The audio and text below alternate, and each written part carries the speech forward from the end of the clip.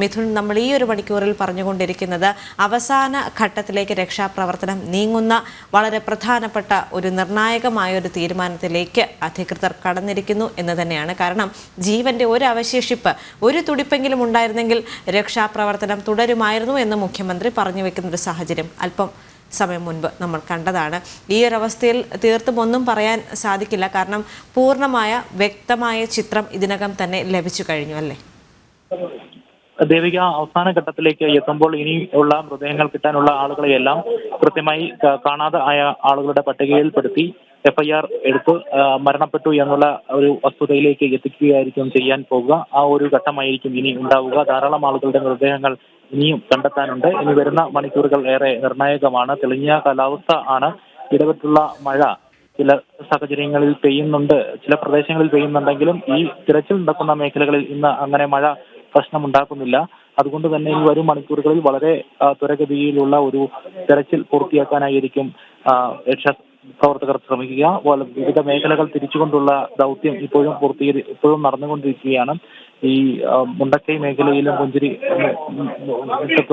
ഒപ്പം തന്നെ പല മേഖലകളും കേന്ദ്രീകരിച്ചുകൊണ്ടുള്ള വിവിധ സംഘങ്ങളായി തിരിഞ്ഞുകൊണ്ടുള്ള രക്ഷാദൗത്യങ്ങൾ ഇപ്പോഴും തുടരുന്നു. JCB അടക്കം ഹിറ്റാച്ചി അടക്കമുള്ള യന്ത്രങ്ങളുടെ സഹായത്തോടുകൂടി, ഡ്രോണുകളുടെ സഹായത്തോടുകൂടിയുള്ള തെരച്ചിലാണ് ഇപ്പോഴും പുരോഗമിച്ചുകൊണ്ടിരിക്കുന്നത്. ചാലിയാർ പുഴയിലും ഒപ്പം തന്നെ ചാലിയാർ പുഴയുടെ വിവിധ കഴിവഴികളിലും മറ്റ് ഭാഗങ്ങളിലുമെല്ലാം വനപ്രദേശങ്ങളിലുമെല്ലാം തിരച്ചിൽ നടക്കുന്നുണ്ട്. ഇന്നലത്തേതിന് സമാനമായ രീതിയിലുള്ള ഒരു തിരച്ചിലാണ് ഇപ്പോഴും പുരോഗമിച്ചുകൊണ്ടിരിക്കുന്നത് വിവിധ ഭാഗങ്ങളിൽ. ഇനിയും പരമാവധി ആളുകളുടെ മൃതദേഹങ്ങൾ കണ്ടെത്തുക എന്നുള്ളത് തന്നെയാണ് ഈ അവസാന ഘട്ടത്തിൽ രക്ഷാദൗത്യത്തിന്റെ ഒരു അന്തിമ ഘട്ടത്തിലേക്ക് എത്തുന്നു എന്ന് പറയുന്ന സാഹചര്യത്തിൽ സൈന്യത്തിനും ഒപ്പം തന്നെ രക്ഷാപ്രവർത്തകർക്കും എല്ലാം മുന്നിലുള്ള ഒരു വലിയ ദൗത്യം.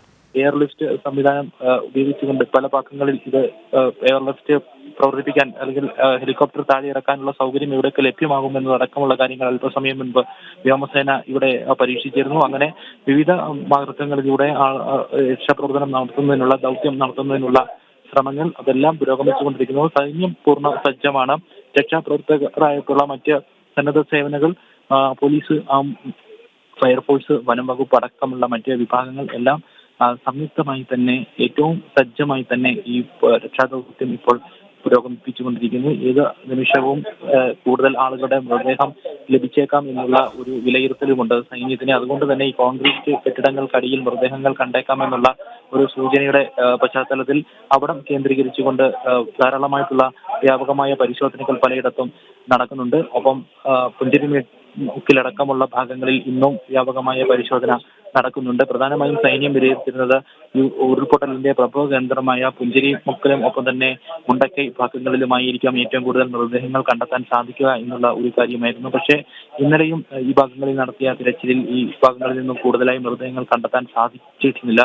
ചാലിയാർ പുഴയിൽ നിന്നും ഒപ്പം ചൂരൽമലയിൽ നിന്നുമായിരുന്നു ഇന്നലെ മൃതദേഹങ്ങൾ കൂടുതലായി കണ്ടെത്തിയത്. അപ്പോൾ ഈ ഭാഗങ്ങൾ മുണ്ടക്കൈയുടെ പ്രധാന കേന്ദ്രമായ ഉരുൾപൊട്ടലിന്റെ ദുരന്തം ഏറ്റവും കൂടുതൽ ഉണ്ടായ മുണ്ടക്കൈയുടെ പ്രധാന ഭാഗങ്ങളും ഒപ്പം പുഞ്ചിരിമേടുമൊക്കെ കേന്ദ്രീകരിച്ചുകൊണ്ടുള്ള ഒരു പരിശോധനയാണ്, വ്യാപകമായ ഒരു തിരച്ചിലാണ് ഇപ്പോൾ നടത്തിക്കൊണ്ടിരിക്കുന്നത്. ധാരാളം ഹിറ്റാച്ചികൾ ഇവിടേക്ക് എത്തിച്ചിട്ടുണ്ട്. പുറത്തുനിന്നും ഹിറ്റാച്ചികൾ ഇപ്പോൾ ഇവിടേക്ക് കൊണ്ടുവരുന്നുണ്ട്. ചൂരൽമലയിലേക്കൊക്കെ പുറത്തുനിന്നും ഇപ്പോൾ ഉള്ള ഹിറ്റാച്ചികൾക്കപ്പുറമുള്ള കൂടുതൽ ഹിറ്റാച്ചികളുടെ എണ്ണം വർദ്ധിപ്പിച്ചുകൊണ്ട്, യന്ത്രങ്ങളുടെ എണ്ണം വർദ്ധിപ്പിച്ചുകൊണ്ട്, ജനറേറ്റർ അടക്കമുള്ള സംഭവങ്ങൾ, സാമഗ്രികൾ ഇവിടെ എത്തിച്ചുകൊണ്ട് കൂടുതൽ വിപുലമായ ഒരു തിരച്ചിലാണ് ഇപ്പോൾ ഈ ഭാഗങ്ങളിലെല്ലാം പുരോഗമിച്ചുകൊണ്ടിരിക്കുന്നത്. ധാരാളം സന്നദ്ധ പ്രവർത്തകർ, രക്ഷാപ്രവർത്തകർ, പോലീസ്, ഫയർഫോഴ്സ് അടക്കമുള്ള വിവിധ വിഭാഗങ്ങൾ എല്ലാവരുടെയും തലവന്മാർ, ഓരോ വിഭാഗത്തിന്റെയും തലവന്മാർ അടക്കമുള്ള ആളുകളെല്ലാം ഇവിടം കേന്ദ്രീകരിച്ചുകൊണ്ട് ഇപ്പോൾ പരിശോധനയ്ക്ക് നേതൃത്വം നൽകിക്കൊണ്ട് വ്യാപകമായ വേഗത്തിലുള്ള ഒരു തിരച്ചിൽ ശ്രമങ്ങൾ നടത്തിക്കൊണ്ടിരിക്കുന്നു.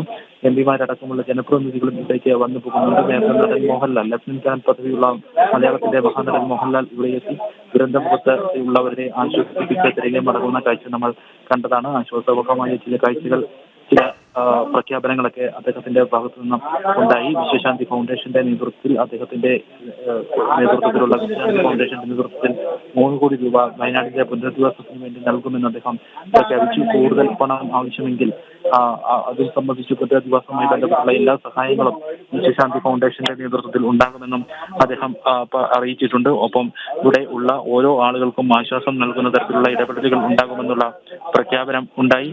ഒപ്പം ഇവിടെ സൈന്യത്തിന്റെ രാജ്യത്തിന്റെ നിസ്വാർത്ഥമായ സേവനം കാഴ്ചവെച്ച സൈന്യത്തെ അദ്ദേഹം അഭിനന്ദിക്കുകയും വിലയിരുത്തലുകൾ നടത്തുകയും തുടർ പ്രവർത്തനങ്ങൾ ഏത് തരത്തിലായിരിക്കും, ദൗത്യങ്ങൾ ഏത് തരത്തിലായിരിക്കാം ഇനി മുന്നേറ്റം നടത്താൻ പോകുന്നത്, ഏതൊക്കെ ഭാഗങ്ങൾ കേന്ദ്രീകരിച്ചായിരിക്കും തിരച്ചിൽ നടത്തുന്ന അടക്കമുള്ള കാര്യങ്ങൾ ലഫ്റ്റനന്റ് കേണൽ പദവിയിലുള്ള മോഹൻലാൽ ആരായുകയും ചെയ്തു. സൈനിക മേധാവികളും മേജർ റിവ്യൂ അദ്ദേഹത്തോടൊപ്പം ഉണ്ടായിരുന്നു. സൈനിക മേധാവികളുമായി ഇക്കാര്യത്തിലേക്ക് വളരെ വിപുലമായ ഒരു ചർച്ച നടത്തിയതിനു ശേഷമാണ് അദ്ദേഹം ഇവിടെ നിന്ന് പോയത്. എന്തായാലും തിരച്ചിൽ വ്യാപകമായി തന്നെ നടക്കുകയാണ്. ചാലിയാർ പുഴയുടെ തീരങ്ങളിലും ചാലിയാർ പുഴ കൈവഴികളുമെല്ലാം കേന്ദ്രീകരിച്ചുകൊണ്ടുള്ള ഒരു തിരച്ചിൽ നടക്കുന്നുണ്ട്. പുഴയിൽ വടം കെട്ടി പുഴയിൽ ഇറങ്ങിക്കൊണ്ട് മൃതദേഹങ്ങൾ ഒഴുകി വരുന്നുണ്ടോ എന്ന് കണ്ടെത്തുന്നതിനുള്ള ശ്രമങ്ങളും ഇപ്പോൾ പുരോഗമിക്കുന്നുണ്ട്. ഇന്നലെയും സമാനമായ രീതിയിൽ തന്നെയായിരുന്നു തിരച്ചിൽ നടത്തിയത്. 2 ദിവസമായിട്ട് ഊർജിതമായ തിരച്ചിലാണ് നടന്നുകൊണ്ടിരിക്കുന്നത്. പക്ഷേ ഇന്നലെ അധികം മൃതദേഹങ്ങൾ കണ്ടെത്താൻ സാധിച്ചില്ല. ഇനി കാണാനുള്ള ആളുകളുടെ എണ്ണത്തിനനുസൃതമായിട്ടുള്ള ആ മൃതദേഹങ്ങൾ കണ്ടെത്താൻ സാധിക്കില്ല എന്നുള്ള ഒരു കാര്യവും ഉണ്ടായിരുന്നു. അതിനിടയിലാണ് 4 ആളുകളെ ജീവനോടുകൂടി കണ്ടെത്താൻ സാധിച്ചു. അവരെ സുരക്ഷിതമായ സ്ഥലത്തേക്ക് മാറ്റാൻ സാധിച്ചു എന്നുള്ള ഒരു ആശ്വാസകരമായ വാർത്തയും ഇന്നലെ ഉണ്ടായത്.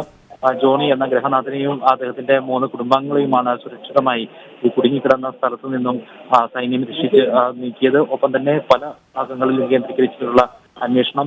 അതിനിടയിൽ തെർമോ സ്കാനറിന്റെ പരിശോധനയിൽ ഒരു ജീവന്റെ അതിശേഷിപ്പ് ഇവിടെ ഉള്ളതായി കണ്ടെത്തുന്നു. അതിന്റെ ആശ്വാസകരമായ പ്രതീക്ഷ നൽകുന്ന 2 മണിക്കൂറുകൾ ഇന്നലെ ഉണ്ടായി. പക്ഷേ നിലവിൽ ഒരു ജീവനും ഇവിടെ അവശേഷിക്കുന്നില്ല. ജീവന്റെ അവശേഷിപ്പുകളൊന്നും ഇവിടെ ഇല്ല. ജീവിച്ചിരിക്കുന്ന ആരും മുണ്ടക്കയിൽ ഇല്ല എന്നുള്ള ഒരു വിലയിരുത്തലിലേക്ക്, അന്തിമ വിലയിരുത്തലിലേക്ക് സൈന്യം എത്തിച്ചേരുന്നു. നേരത്തെയും ഇത് 2 ദിവസം മുൻപേ തന്നെ സൈന്യം ഈ ഒരു വിലയിരുത്തലിലേക്ക് അന്തിമമായി എത്തിയതാണ്. ജീവന്റെ അവശേഷിപ്പുകളൊന്നും മുണ്ടക്കയിൽ ഇല്ല, മൃതദേഹങ്ങൾ മാത്രമാണ് കണ്ടെത്താനുള്ളത് എന്നുള്ള ഒരു നിഗമനത്തിലേക്കായിരുന്നു 2 ദിവസം മുൻപ് തന്നെ സൈന്യം എത്തിച്ചേർന്നത്. അതേ കാര്യം സംസ്ഥാന സർക്കാരിനെ അറിയിക്കുകയും ചെയ്തു.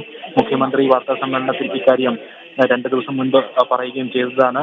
തുടർന്നാണ് പരമാവധി മൃതദേഹങ്ങൾ കണ്ടെത്തുക എന്നുള്ള ലക്ഷ്യത്തോടെ ഊർജിതമായ ദൗത്യങ്ങൾ മുന്നേറിക്കൊണ്ടിരുന്നത്. അതിനിടയിൽ ബൈലി പാലത്തിന്റെ നിർമ്മാണം പൂർത്തിയാക്കുന്നു, കൂടുതൽ യന്ത്രസാമഗ്രികൾ എത്തിക്കാൻ സാധിക്കുന്നു. അങ്ങനെ കൂടുതൽ ശ്രമകരമായ ദൗത്യത്തിലേക്ക് സൈന്യം കടക്കുകയും ചെയ്യുന്നു. എന്തായാലും വളരെ വിപുലമായ തിരച്ചിലാണ് ഇപ്പോഴും പുരോഗമിച്ചുകൊണ്ടിരിക്കുന്നത്. വിവിധ ക്യാമ്പുകളിൽ, ദുരിതാശ്വാസ ക്യാമ്പുകളിൽ കഴിയുന്ന ഒട്ടനവധി ആളുകൾക്ക് പ്രിയപ്പെട്ടവരെ നഷ്ടപ്പെട്ട, ഉറ്റവരെ നഷ്ടപ്പെട്ട, ബന്ധുജനങ്ങളെ നഷ്ടപ്പെട്ട, പരിചയക്കാരെ നഷ്ടപ്പെട്ട ഒരുപാട് ആളുകൾ പല ദുരിതാശ്വാസ ക്യാമ്പുകളിലും കഴിയുന്നുണ്ട്. അവരെല്ലാം ഒരേ സ്വരത്തിൽ ചോദിക്കുന്ന ഒരു ചോദ്യം, തങ്ങളുടെ പ്രിയപ്പെട്ടവർ ഇനി മടങ്ങി വരില്ല എന്നുള്ള ഒരു വസ്തുത, ഒരു യാഥാർത്ഥ്യം അവർ അംഗീകരിക്കുന്നു. അവരുടെ മനസ്സ് അതിന് പാകപ്പെട്ട് കഴിഞ്ഞു. പക്ഷേ അപ്പോഴും ഉയർന്നു വരുന്ന ഒരു ചോദ്യമുണ്ട്, തങ്ങളുടെ പ്രിയപ്പെട്ടവർ ഇനി മടങ്ങി വരില്ലെങ്കിൽ മൃതദേഹങ്ങൾ എവിടെയാണ്? അത് ഒരു അന്ത്യ കർമ്മങ്ങൾ ചെയ്യുന്നതിനുള്ള കാര്യം പോലും തങ്ങൾക്ക് ലഭിക്കുമോ, അവസരം പോലും തങ്ങൾക്ക് ലഭിക്കുമോ എന്നുള്ള ഒരു ചോദ്യമുണ്ട്. അങ്ങനെ ഈ മൃതദേഹങ്ങൾ കണ്ടെത്തുക തന്നെ വേണം. ഔദ്യോഗികമായി കൃത്യമായി കണക്ക്, ഈ ദുരന്തത്തിന്റെ യഥാർത്ഥ വ്യാപ്തി അറിയുന്നതിന് ആ മൃതദേഹങ്ങൾ കണ്ടെത്തുക തന്നെ വേണം. പക്ഷേ ഇനിയുള്ള ഘട്ടത്തിൽ, അന്തിമഘട്ടത്തിൽ ഇനി കാണാത്തവരെ കാണാതായി എന്നുള്ള പട്ടികയിൽ ഉൾപ്പെടുത്തി, മരിച്ചവരുടെ കണക്കിൽ ഉൾപ്പെടുത്തി കൊണ്ടുകൊണ്ട് ഈ രക്ഷാദൗത്യം അവസാനിപ്പിക്കാനുള്ള ഒരു നടപടിയിലേക്കായിരിക്കും സംസ്ഥാന സർക്കാർ കടക്കുക. അതായത് ഒരു തരത്തിലായിരിക്കും എന്നാണ്, ഏത് തരത്തിലാണ്, ഏത് സമയത്താണ് അത് ഉണ്ടാവുക എന്നുള്ളത് സർക്കാരാണ് തീരുമാനിക്കേണ്ടത്. അത് സംബന്ധിച്ചിട്ടുള്ള ഒരു അറിയിപ്പ് ഉടൻ ഉണ്ടാകുമെന്നും പ്രതീക്ഷിക്കുന്നുണ്ട്. എന്തായാലും രക്ഷാദൗത്യം ഇപ്പോഴും പുരോഗമിച്ചുകൊണ്ടിരിക്കുകയാണ്.